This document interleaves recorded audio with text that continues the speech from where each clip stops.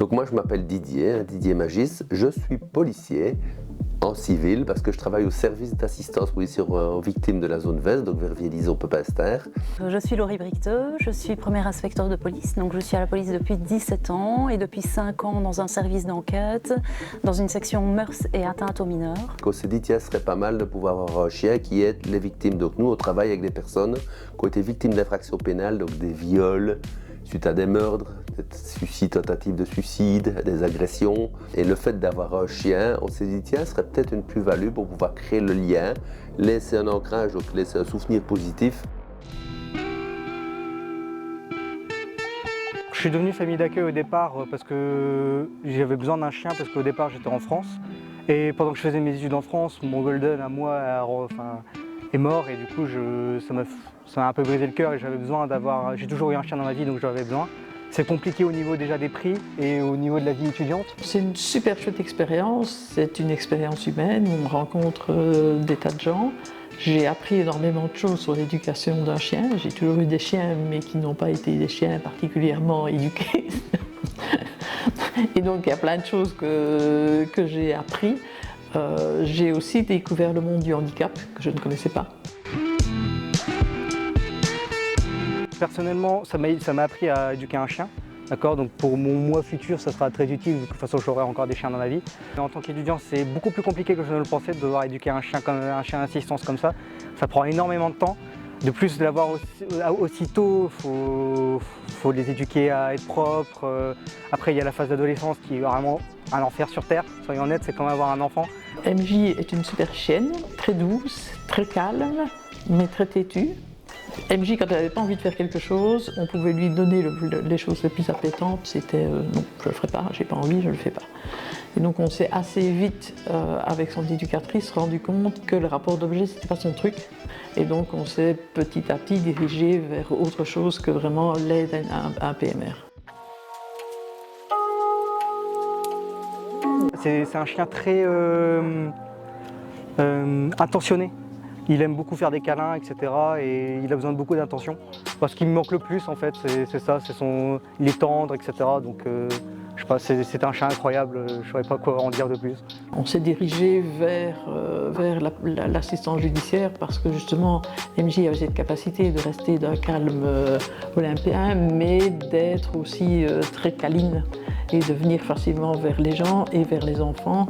Or, la policière qu'il a est justement spécialisée dans l'audition des mineurs et donc voilà, ça a matché. Je pense qu'ici, ils ont pensé que c'était vraiment le chien qui leur convenait.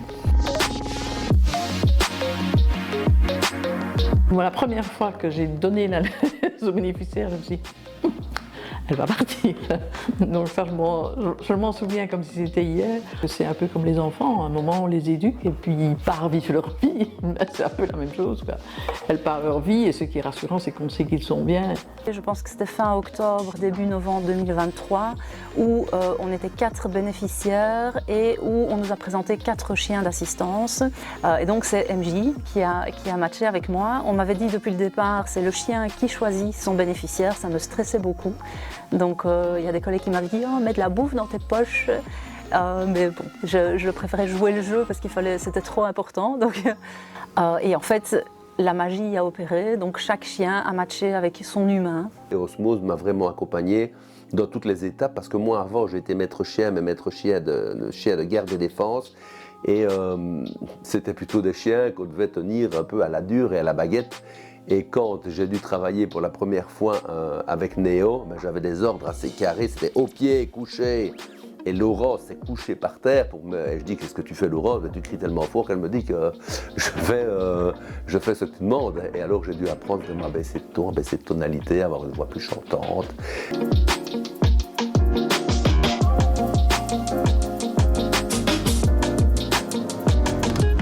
Au niveau des collègues, au niveau de l'équipe, elle s'est très vite intégrée.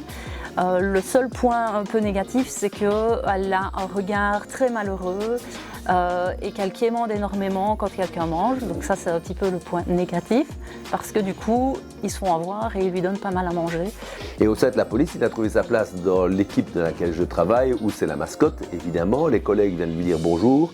Et quand je vais dans des unités de police où il y a beaucoup de monde, il faut souvent que je m'y prenne à l'avance parce qu'on m'arrête, oh, on peut lui dire bonjour. Et je longe les murs en espérant qu'on ne me voit pas parce que comme il y a quand même pas mal de travail, il ne faut pas que je passe plus mon temps à montrer le chien à mes collègues qu'aller vraiment bosser. Mais quand on voit une personne stressée, qui raconte un viol à des policiers parce qu'il faut qu'on puisse avoir les éléments, hein, qui tremble, qui a la voix qui part, qui pleure, qui ne sait plus parler.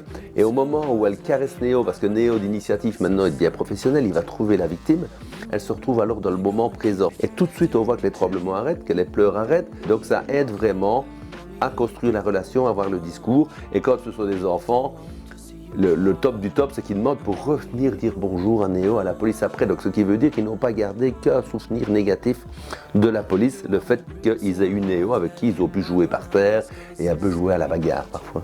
Quand un mineur arrive, il est dans la salle d'attente mineure et là moi j'arrive avec le chien, donc je lui demande toujours évidemment d'abord s'il est ok avec les chiens et si c'est le cas, je lui tends la laisse en fait, et ce passage de laisse c'est un peu symboliquement un lien qui se crée entre l'enfant et l'enquêteur, qui se crée nettement plus rapidement qu'avant sans le chien en tout cas. Elle fait, je pense, exactement ce que j'imaginais, qu'elle accueille les victimes, notamment les victimes mineures, elle les apaise, elle leur apporte un soutien rien que par sa présence en fait. Et donc elle les assiste avant, pendant et après les auditions.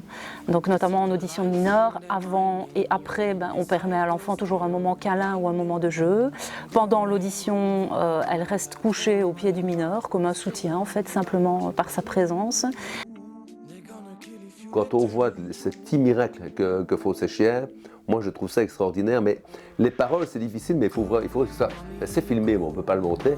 C'est filmé, mais là on voit vraiment l'effet du chien sur une majorité des personnes, quoi.